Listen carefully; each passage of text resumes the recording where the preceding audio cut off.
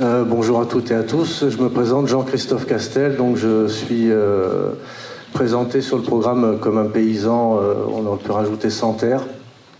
Donc je viens vous partager une expérience personnelle qui est relativement commune sur le territoire.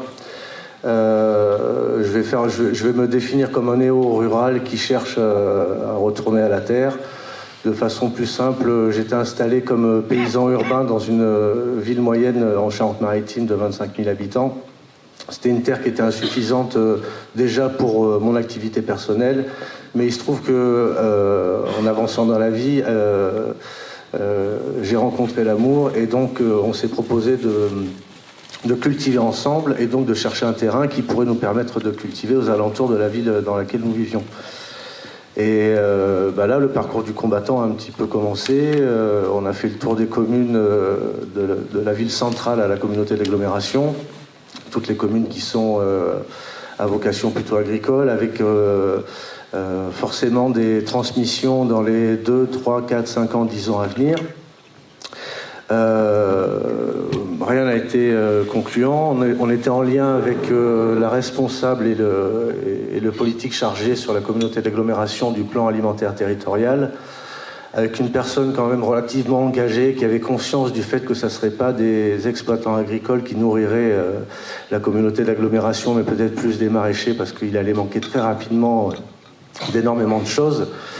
Et même là, impossibilité d'avoir un terrain. La dernière proposition qu'elle nous a fait l'année dernière, c'était un magnifique terrain dans une zone pavillonnaire en banlieue de ce centre urbain, avec un loyer minimum aux alentours à 750 voire 850 euros par mois.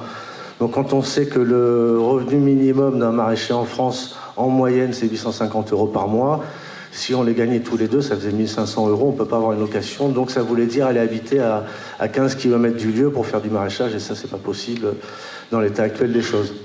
Donc ce cheminement, il nous a emmenés en Isère. Là, à nouveau, un échec qui nous amène du coup, donc ça sur une période de 2 ans et demi à peu près, dans les Deux-Sèvres. À nouveau un échec, donc là on va voir comme si la Chambre d'agriculture ne peut pas nous offrir un accompagnement. Ce qui est relativement rassurant, c'est qu'on nous dit que c'est commun. Donc on se dit, bon, pas de problème. Mais ce qui est alertant, c'est que c'est commun.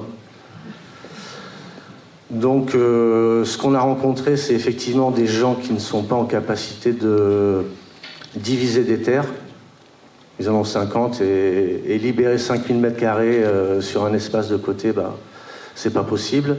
D'autres qui n'anticipent pas du tout la succession à venir, ou d'autres qui profitent aujourd'hui de terres qui sont louées, d'un hangar dans lequel on met des caravanes, ou toute autre activité qui permet d'avoir un petit plus. Mais qu'est-ce qui va devenir de demain dans ces zones-là, on s'en moque un petit peu, quoi. Là, comme il a été dit précédemment, ce que disait Solo, c'est qu'effectivement, pour pouvoir basculer et aller vers quelque chose de différent, il faut avoir un petit peu d'argent. Et heureusement, donc, on en est venu à la conclusion qu'il fallait acheter quelque chose. Et donc là, ça a abouti et on a racheté une petite fermette qui, il y a 40 ans, vivait avec 10 chèvres, 4 vaches, une cinquantaine de poulets, quelques canards. Là, ça ne sera pas le cas, mais en tout cas, on a une petite fermette à disposition avec 5000 m² et quelques de terrain qui vont permettre la mise en route d'un système non pas agricole, mais cultivé ou paracultivé. Ce qui m'emmène donc à la question du réempaysannement, c'est-à-dire que je me pose la question, tout en étant dans une démarche d'aller vers la paysannerie ou d'y retourner puisque j'y étais, c'est est-ce qu'on peut espérer vraiment que demain les gens vont nous produire à manger? Parce que ça peut être, tu parlais tout à l'heure de sémantique, ou d'idées qui peuvent être rattachées à certains mouvements, comme moi dans ce cas-là je pense à Pétain, le régime de Pétain, où la terre devait sauver la France.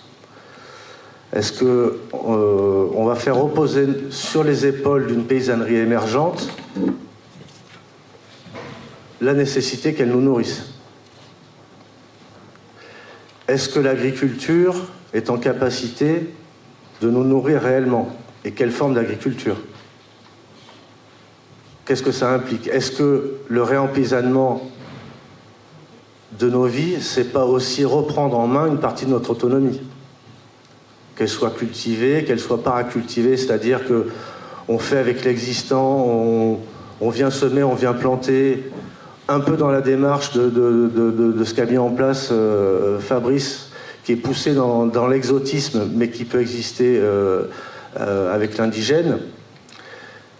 Est-ce qu'on ne va pas être obligé de remettre la main à la pâte sur notre autonomie alimentaire, chacun?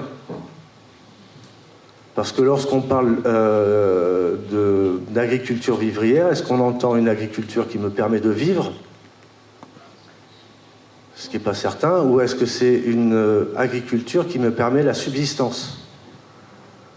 Et dans ce cas-là, je ne vais pas miser l'économique en premier, mais je vais avoir un peu plus que je vais pouvoir partager, soit en échange de travaux échangés, soit en échange d'une monnaie. Donc aujourd'hui, il y a des modèles qui nous disent qu'on peut nourrir effectivement les populations, parce que l'agroécologie aujourd'hui, qui est vertueuse, a développé plein d'outils, mais à chaque fois c'est relatif au climat, à l'eau. Est-ce que demain il y aura l'eau pour faire pousser les légumes que nous mangeons? Est-ce que dans l'esprit de ce que présente Fabrice, on ne peut pas aller vers un système qui serait protéiforme, hybride, où chacun trouverait son équilibre, à avoir une clairière un peu plus grande parce qu'il souhaite avoir un peu de blé, garder certaines choses qu'il avait avant, avoir des arbres peut-être un peu moins, alors que l'autre, il aura refermé l'espace, il sera plus dans un espace forestier. Donc je pose vraiment la question du réempaysannement de ces actifs ruraux qui seront peut-être dans une pluriactivité, où le paysan, il sera charpentier et en même temps, il sera menuisier, parce que ça lui plaît, que l'hiver, il a du temps et qu'il fait de la menuiserie ou il fait de la sculpture. Donc vraiment, est-ce que on va compter sur l'autre pour qu'il nous nourrisse? Et toute démarche en ce sens qui va nous permettre de nous autonomiser, des promenades nature avec des botanistes ou des naturalistes qui vont nous présenter des plantes. Ce matin, j'ai entendu que les pissenlits et les pâquerettes ne se mangeaient pas, mais c'est un super aliment. Très riche, rééquilibrant, qui va avoir des vertus médicinales. Est-ce qu'on ne peut pas commencer à réincorporer dans notre alimentation une partie du sauvage que, en tant que paysan, je laisse vivre, je laisse s'exprimer sur le terrain avec lequel je coévolue? Donc voilà par rapport à l'enjeu d'autonomie ou désautonomie alimentaire, suivant les lieux où on se trouvera. Je dirais que je suis pour un réempaysannement de la société, mais est-ce que ça n'implique pas que nous soyons tous paysans? Parce que jusqu'à présent dans l'histoire, on l'a vu, tu as parlé d'histoire, mais l'agriculture est un peu à la base des famines, parce qu'elle dépend du climat. Et en fait, l'action que je peux avoir aujourd'hui en tant qu'être humain, qui s'inscrit dans le territoire, elle a une répercussion forcément planétaire. Certains oiseaux migrent, ils arrivent de Turquie, ils arrivent d'Afrique et ils viennent se poser sur notre territoire. L'action que je vais avoir va être en lien avec une partie de la Turquie, une partie de l'Afrique équatoriale ou autre. Et donc dans cette dimension de jardinier planétaire, pour que je puisse être pertinent et juste en replaçant le vivant au centre même de ma pensée et de mes actions, ça va me demander de habiter à nouveau les lieux. Parce que si je n'habite pas le lieu, si je ne le vis pas, je ne vois pas ce que je suis en train d'engendrer. Est-ce que je ne prends pas un peu trop de ressources? Puisque là, je suis en train de cueillir des choses qui existent naturellement, je ne fais pas de culture.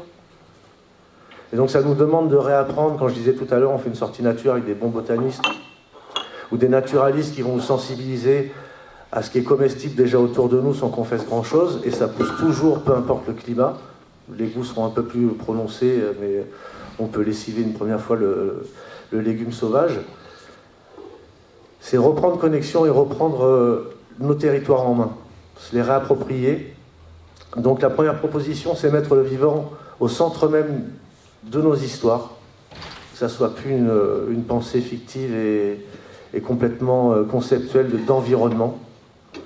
On remet ça au centre et Du coup, la deuxième proposition, dans cet espace, dans ce territoire qu'on se réapproprie, ça va être de semer, de planter, de bouturer. Il y a déjà, dans le mouvement de l'agroforesterie aujourd'hui, qui cherche à planter des haies, on a compris qu'en fait, il fallait aller vers ce qui était existant, qu'on n'allait pas pouvoir planter suffisamment de végétaux parce qu'on ne les a pas pour pouvoir amortir le choc climatique. Donc il y a des choses qui sont en place. On peut accompagner ces plantes qui sont là, venir greffer certains fruitiers dans des haies, pour que demain on ait comme il y avait il y a 50 ans, 70 ans, il y en a encore des séquelles autour de certains villages, des fruitiers partout. Et déjà, je pense que ça peut être pas mal. Donc semons, plantons, greffons. Voilà ce que je pouvais vous proposer.